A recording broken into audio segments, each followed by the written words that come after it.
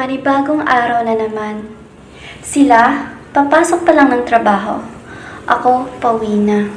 Ganito ang routine ko araw-araw dahil sa pagtatrabaho ko sa isang call center company. Oo, mahirap. Pero kailangan gawin. Para sa pamilya ko ito eh.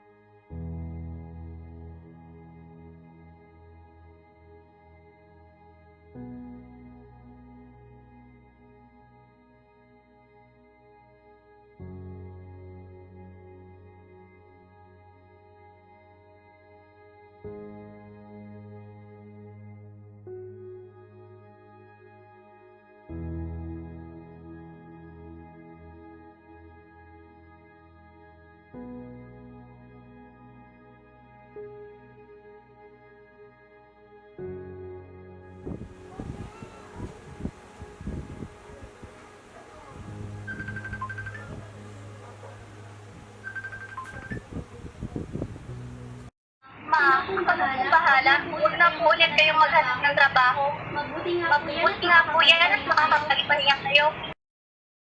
Anak, hindi naman pwedeng iasa ko lahat ng gastusin sa'yo. Lalo na ngayon, magastos din ang pagpapaaral sa mga kapatid mo kahit modular ngayon. Okay na rin ito na nakakapagbenta ako ng mga pananim para kahit papano, ay magastos kami dito araw-araw. Isa pa, mabenta din to kasi uso ito ngayon yung mga plantita at plantito nila. Isa pa, kailangan mo din naman mag-ipon, di ba na? May gusto ka pang buksang negosyo. Kaya hayaan mo na ako magkatuwang tayong dalawa, okay? Kaya ko po. Saka importante po kayo lang sa bahay lang kayo. Delikado pa naman po kayo ng labas ng bahay. Ikaw ang lalong dapat mag-ingat dyan. Anak, lalo na napakaraming tao dyan sa pinagtatrabahoan mo. Lahat ng pag-iingat, gawin mo dyan, anak, ha? Mahirap na at baka magkasakit ka pa. Wala ko dyan para alagaan ka. Lagi po akong nag-iingat dito. Saka strong po ito. Hindi po basta-basta lang magkakasakit.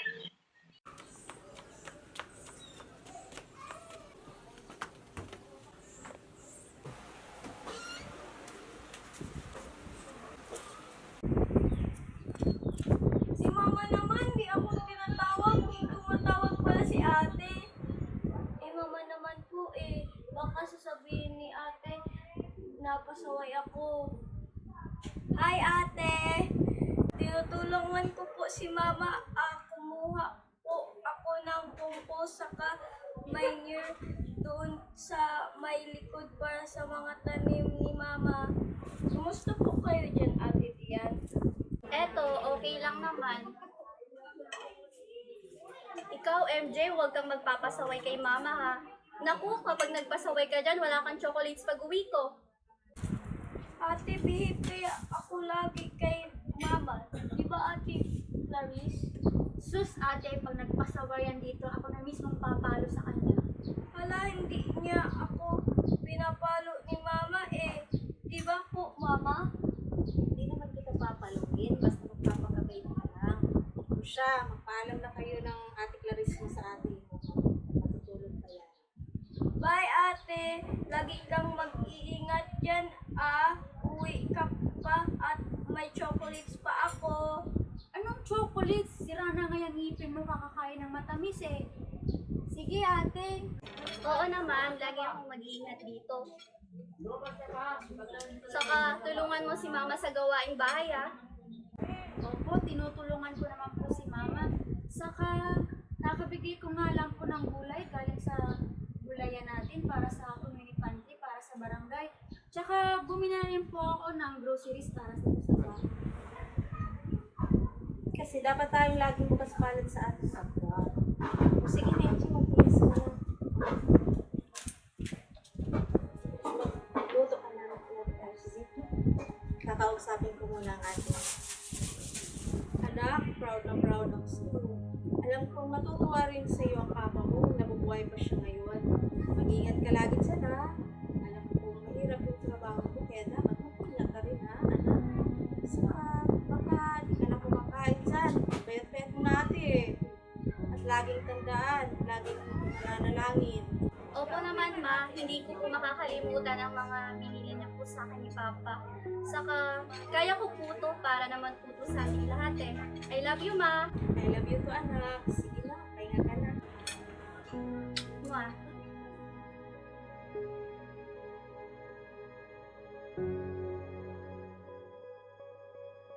Good afternoon po, Kami Lisa. Kadayan, kumusta ka na? Eto po, puyat pa, pero okay lang naman po. Nako, mabuti naman. Napakasipag mo talagang bata. Kaya paniguradong proud na proud sa iyo ang mama mo. Pero magpahinga ka rin paminsan-minsan, ha?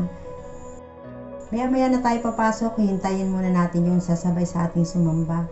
Kakalipat niya lang dito, malapit sa atin eh. Maaga pa naman. Opo, Kami Lisa. Good afternoon po. Dito po ba ang bahay ni Ka Jaime Cruz? Oo, iho. Ikaw ba si Libby? Ako si Melissa, may bahay ni Ka Jamie. Opo, ako nga po. Pasensya na po, medyo natagalan ako. Medyo naligaw po kasi ako sa daan. Nako, okay lang yun. Kararating pa lang naman ni Dayan at may oras pa.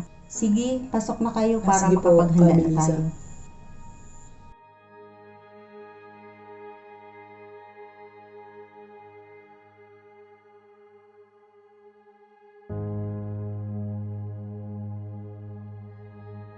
Sa susunod nating pagsampa, dito ka pa rin ba dadalo ka, Libby?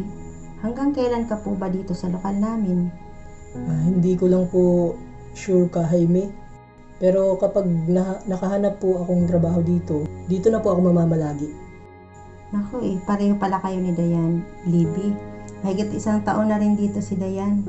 Mabuti yan at makakatulong kayo sa inyong pamilya at para na rin makapaghanda kayo sa inyong future. Kung sakaling man magkaproblema kayo, lalo na't malayo kayo sa inyong mga pamilya, huwag kayong mahiyang lumapit sa amin, ha? Tutulungan naman namin kayo sa abot ng aming makakaya. Nagpapasalamat din kami dahil namalagi na rin dito si Dayan eh. O paano? Baka may lakad pa kayo, lalo ka na Dayan. Kitang-kita na lang tayo sa susunod. Opo, Kami Lisa. Mauna na po ako.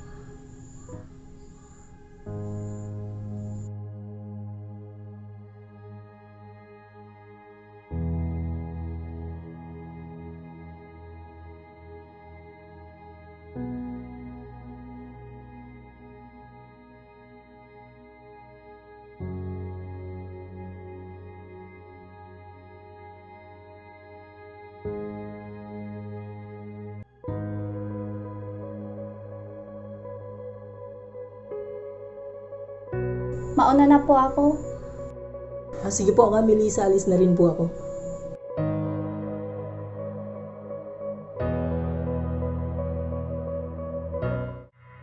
Limang taon na kami iniwan ni Papa.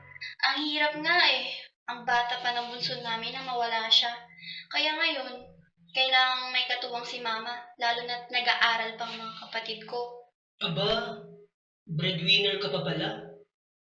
Alam mo, Dayan, nakakahanga ka. Teka, may lakad ka pa ba? Or uuwi ka na? Hindi pa eh. Papasok pa akong trabaho. Trabaho?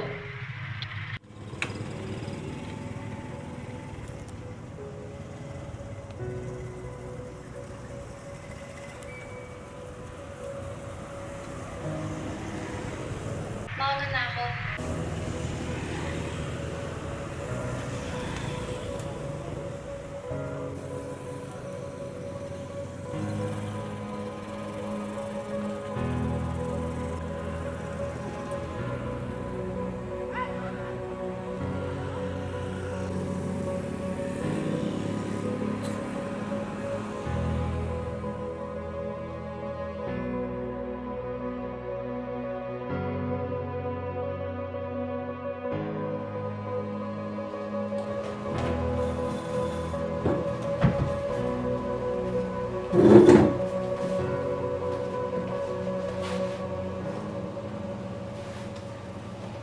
Uy, girl, ang aga mo talaga lagi wala naman atang incentives ang pagiging punctual.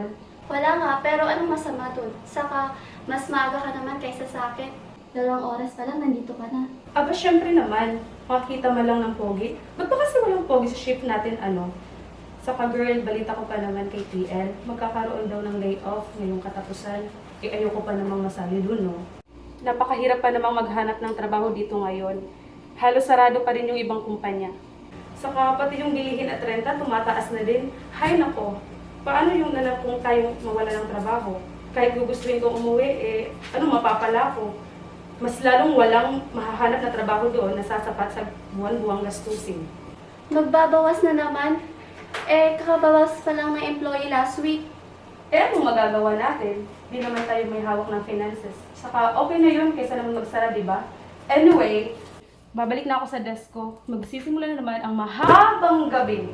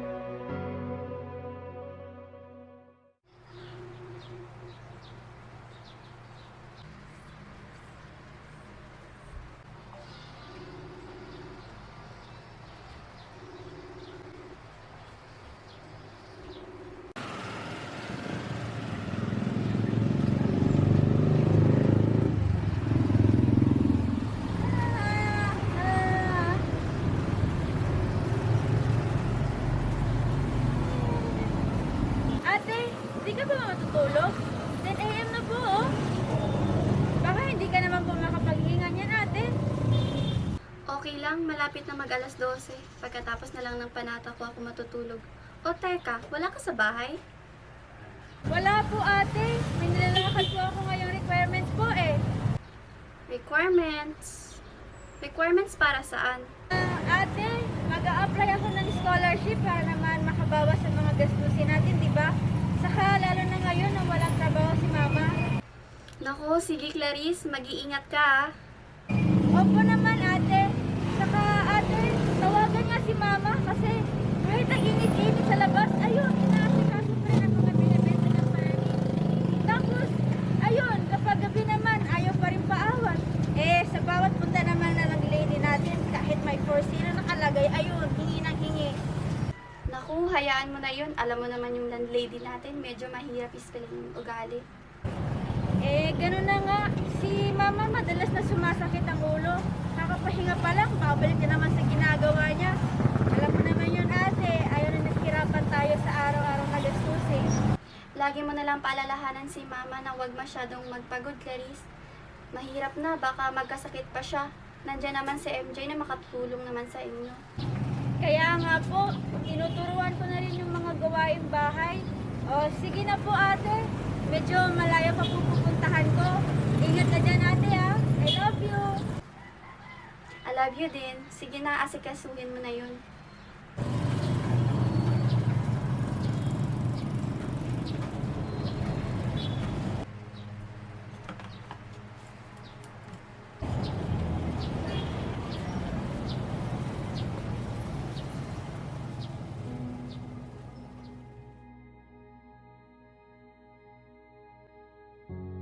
I guess I'll order this. Okay, Mom. Thank you very much. I will now start processing our transaction. May I know your address, please? And why do you need my address? Because we need to know where you are located, Mom. Why do you want to know where I am? To attach it to your package, ma'am. Why do you want to attach my address in my order? Mom, we really need to know your address. We will be attaching it to your package so that we will know where to deliver it. Because, Mom, how can we deliver it if we don't know where to find you? And if we don't know where to find you, your order may get lost. Do you get it, Mom? Is it clear now? Filipino po kayo? Hello, good day. This is Diane of Enter Asia. How may I help you? Hello? Oh no, ma'am. Why are you crying? Ito ba ang shop na pwedeng mag-order ng pizza na walang pinya? Ma'am, wrong call po ata kayo. Gusto ko lang naman mag-order ng pizza na walang pinya. Ma'am, may kasama po ba kayong pwede naming makausap? Wala na siya. Iniwan na niya ako. Iniwan na ako ni Bruno. Ma'am, I'm so sorry for losing your dog. Condolence po, ma'am. Anong aso? Dire-diretso na na lang. Saan alam. Kaya kung wala kayong pizza, bye. Hindi ko ata alam kung saan parte ng sinabi niya ako masasaktan. Magandang hapon po sa lahat. Binabati po namin ngayon ang lahat ng mga nakikinig sa INC Radio Bicol. Ako po ang kapatid na Dian mula sa distrito ng Masbate.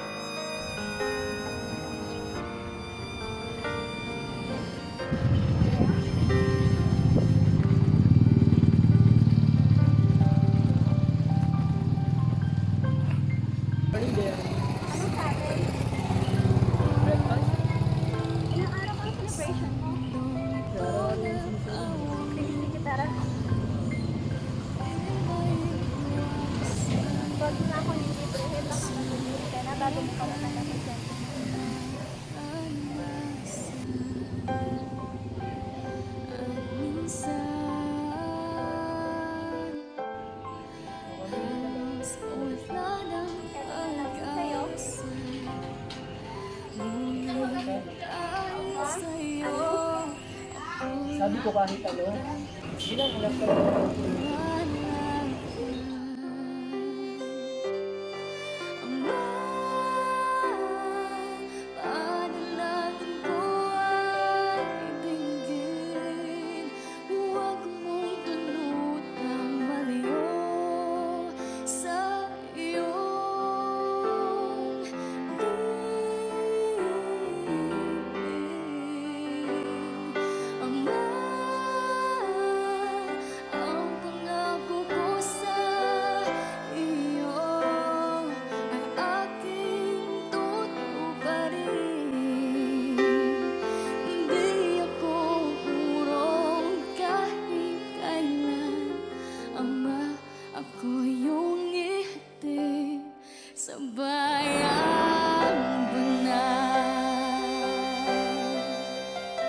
Anak, may magandang balita kami sa'yo.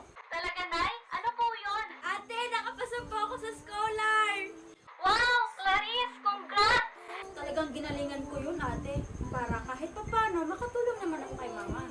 Naku, kahit maghapon kung asikasuhin ang mga halaman ko para makabitla, maitarin ko lang pagpapaaral sa inyong tatlo, gagawin ko. Para lahat kayo makapagtapos ng pag-aaral. Ako, ito si mama. Minsan, kailangan mo rin po magpahinga. At minsan din po, magkinig po kayo sa amin ni Ate Dayan. Di ba, ate? Opo, Mama. Nasaan po pala si MJ? Andito po ako! Saan ka naman galing, MJ? Sa labas po. Inayos ko po yung garden ko. Para pag uwi mo, ate, may mapapakita akong ginagawa ko dito sa bahay. Teka, ate, hindi ka pa po ba uuwi? Miss na po kita, ate. Hindi ko pa alam kung kailan eh. Pero habang wala ko dyan, magpakabait ka lagi dyan kay Mama ha. Para may pasalubong ka sa akin pag uwi ko. Kahit wala nang pasulubong, basta uuwi ka na, ate. Kailangan mo nang dito si ate eh. Hayaan mo, pag nakaipon ako, uuwi na ako dyan. Miss na kita, ate.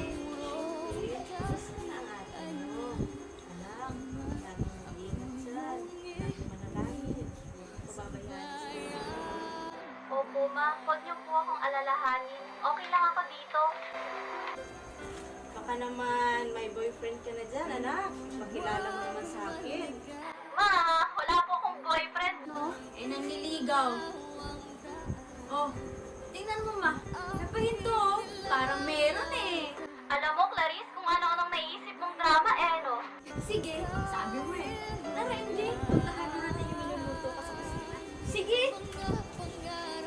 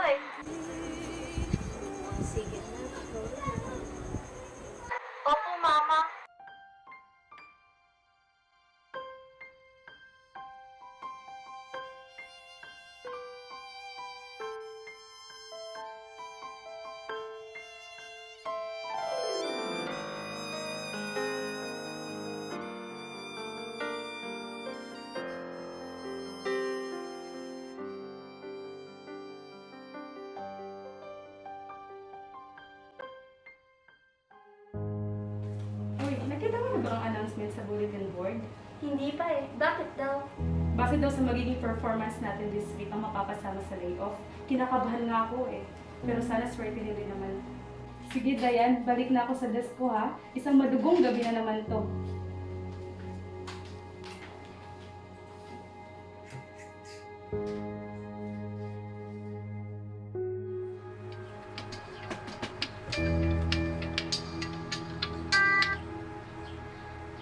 Oh, Clarice. Ate, si Mama! Anong nangyari kay Mama? Ate, hindi ko po alam. Basta po, tinawag na lang ako ng kapitbahay natin. Si Mama daw po, natumba na lang po bigla. Nandito na po kami ngayon sa ospital. Chinecheck na po si Mama ng doktor. Clarice, tawagan mo ako agad kung anong findings ng doktor. Sabihin mo kung anong kailangan gawin na test kay Mama, gawin na nila kaagad. Isad mo sa akin kung anong kailangan ni Mama dyan sa ospital. Magpapadala ako, okay? Ikaw ba kasama ng pasyente? Opo, anak ko ako ng pasyente. Kamusta naman po si Mama? Makikita sa mukha niya na loop-sided ang kabilang parte, yung parang nakangiwi ang mukha ng pasyente. Kailangan munang mag-undergo siya ng mga test para malaman natin kung ano ang naging cause. Gaya ng sabi mo, bigla na lang siya nawala ng balanse kaya siya natumba. Medyo mahirap at mabigat itong i-explain sa inyo nang hindi pa natin napapasailalim sa test ang pasyente. Titingnan natin kung ito ay dahil sa clot o pagbabara ng dugo sa brain ng pasyente o baka ito ay hemorrhage na kung hindi ay maagapan ay maaaring ikamata ng pasyente. Pero magiging maayos naman po si Mama, di ba, Dok? Yan ang hindi pa natin matukoy ngayon, not until we have the results of the test.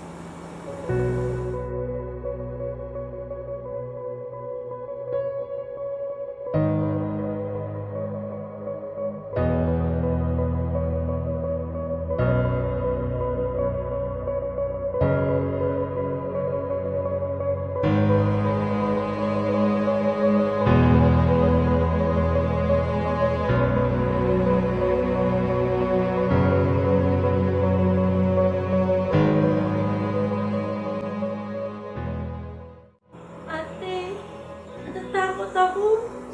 Baka... Clarice, hindi mangyayari yan. Clarice, asikasihan mo na mabuti si Mama, ha? Sige ate, pupuntahan ko po muna si Mama. Tatawagan kita ate mamaya. Okay, sige Clarice.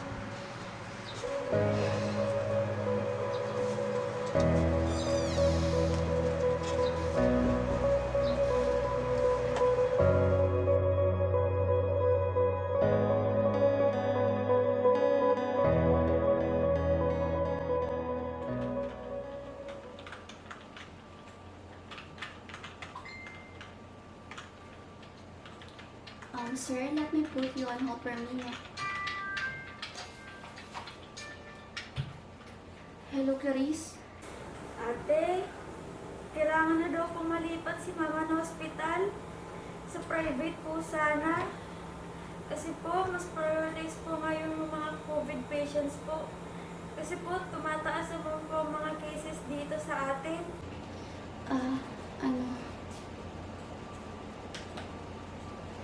Palipat mo na kaagad dahil mas delikadong manatili pa dyan si Mama.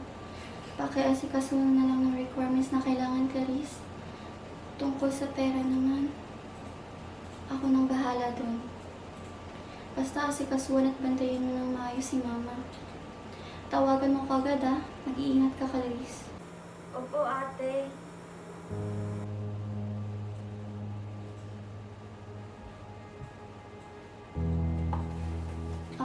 I'm sorry, sir.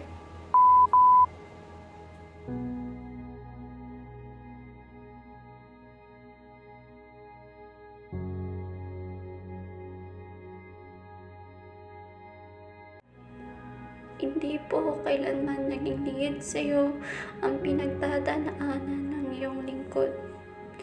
Alam ko pong batid po ninyo lahat mo ng aming mga naranasang hirap. Lahat po ama ng aming mga kalungkutan. Pero sa kabila po ng lahat ng ito, mapalit pa rin po kami. Hinirang mo po kami, Ama. may karapatan po kaming tumawag at maglingkod sa iyo. Salamat, Ama. Nagdaranas man po kami ng mga pagsubok sa aming buhay. Nananatili po ang aming pag-asa sa iyong magagawa. Maaari po ba, Ama, patatagin niyo pa po ang iyong inirang. Huwag pong tulutang paghinaan ng loob. Maghirap man po ang iyong mga hinirang. Lumaganap man po ang malubhang karamdaman na ito sa mundo. Hindi po kami hiwalay sa iyo, Ama. Mananatili kami sa iyong banal na iglesia. Mabalot man po ng pag-alala ang iyong mga hinirang. Patuloy pa rin po kaming mga hawak sa iyong mga salita. Pagtitibayin pa po lalo namin ang aming pananampalataya. Magpapatuloy pa rin po, Ama, sa aming mga paglilingkod sa iyo. Bukman po, Ama, sa aming mga sabayan. Hindi po kami manghihina. Hindi po kami kailanman hiwalay sa iyo. Dahil alam ko po, Ama, dinadalisay mo lamang ang iyong mga lingkod. Kaya po maano sana lingapin pa po ang aming buong sambahayan. Hindi man po namin kapiling ang isa't isa. Alam po namin ikaw ang patuloy na umaalalay sa iyong mga lingkod.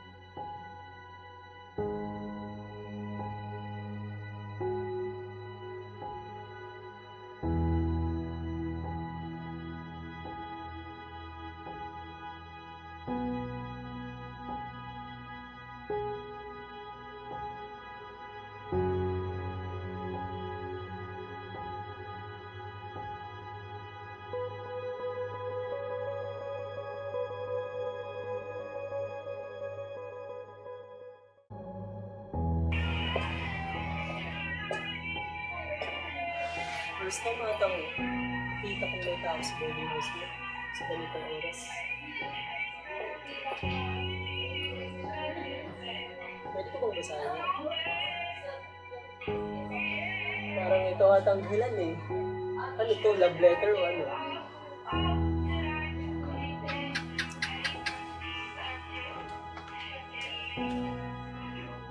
Sorry.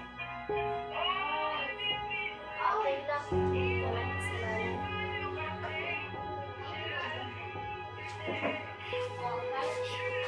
Gusto na pala sa mama mo. Ayun, pinalipat na si Mama sa private hospital. Kailangan na siya agad maoperahan. Kung hindi, mawawala na siya sa amin. Tapos eto, nawalan pa ako ng trabaho. Tapos na yung savings ko. Halos sasapat na yun para sa operasyon ni Mama. Kasama na yung tulong ng pamilya namin.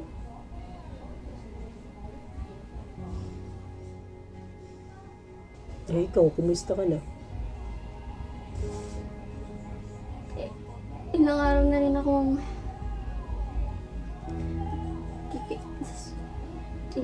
rin akong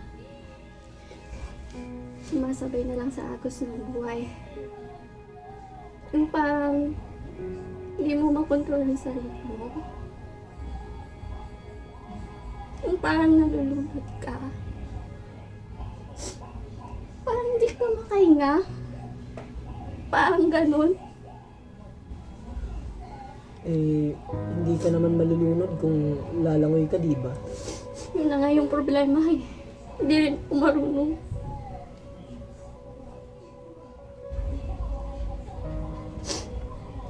Sinusubukan ko naman eh. Kinukontrol ang emosyon ko para hindi ako madala. Kahit masakit na. Kasi nanay mo yun eh. Siya yung nagpapalakas sa akin. Siya ang dahilan kung bakit kahit mahirap. Kayanin ko. Iba kasi pag yung taong nagpapalakas sa'yo, yung nagpapalakas sa'yo. Iba kasi pag yung taong nagpapalakas sa'yo, yung nahihirapan.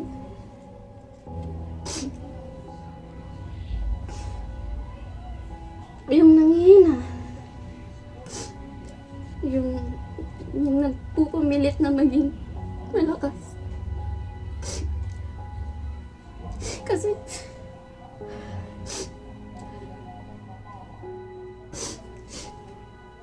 nung namatay si Papa, naiinis ako pag naalala kong may chance naman siyang hindi mawala sa amin kung napagamot agad. Kung may pera lang.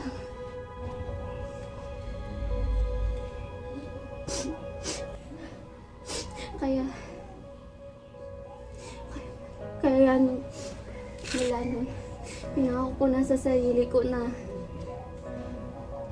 hindi na mangyayari ulit yun. Kasi hindi ko kakayanin ko. At si Mom, mahal sa akin. Masyado pang mahal.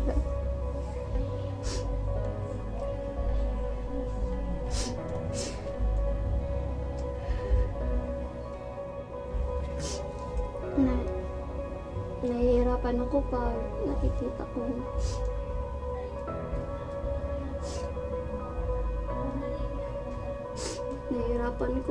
nahihirapan ako pag nakikita ko nahihirapan si Mama kung paano niya kami bubuhayin. Kaya nga kahit malapalayo ako sa kanila, kahit hindi ako sanay, kahit miss na miss ko na sila, tinitiis ko.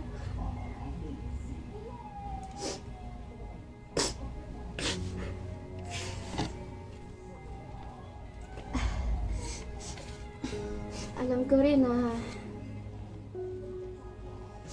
ayaw ni Mama na nahihirapan ako.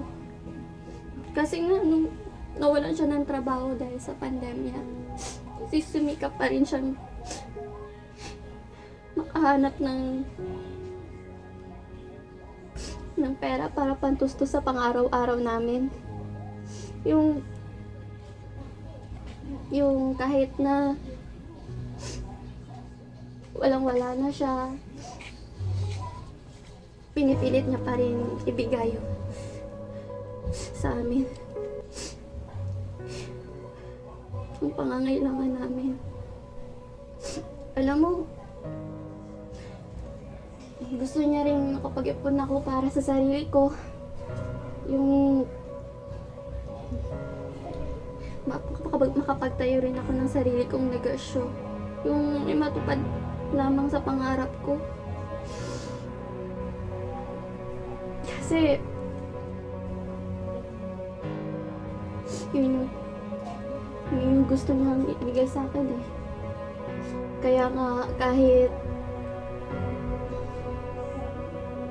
kahit malayo yung kursong tinapos ko sa trabaho ko ngayon, pagtsatsagaan ko. Kasi dito ko matutulungan si Mama.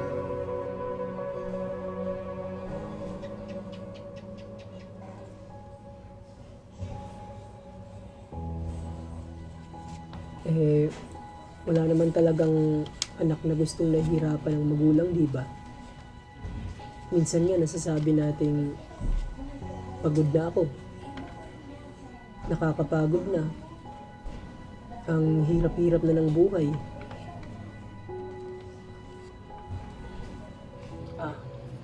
Teka lang, may kukunin lang ako sa boarding house. Sabi dito ka lang.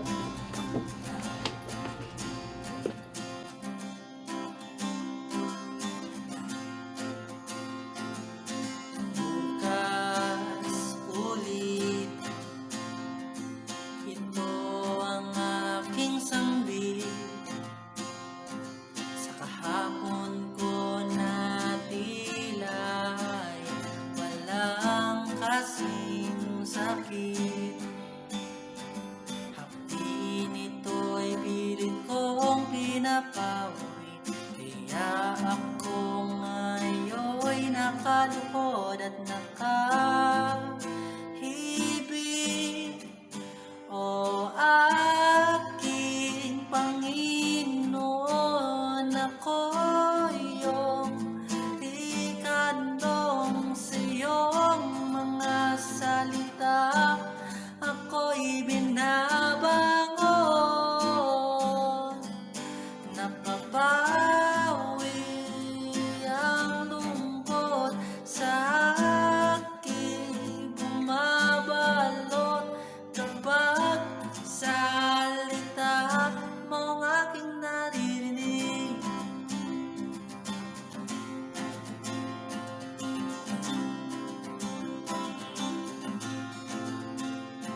Sadyang mapalad,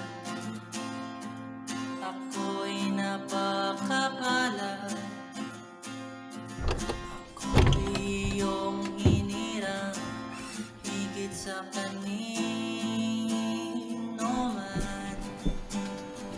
Ako'y may pangako na wala sa mga kumakalaban. Kaya bukas ulit, ako'y iyong papatnubayan. Ako'y magpapatuloy at ba't ang iyong mga aral. Walang mga pagsubok na hindi malalagpasan. Kung bukas at magpakailanman, tayo'y lubos na paninindigan.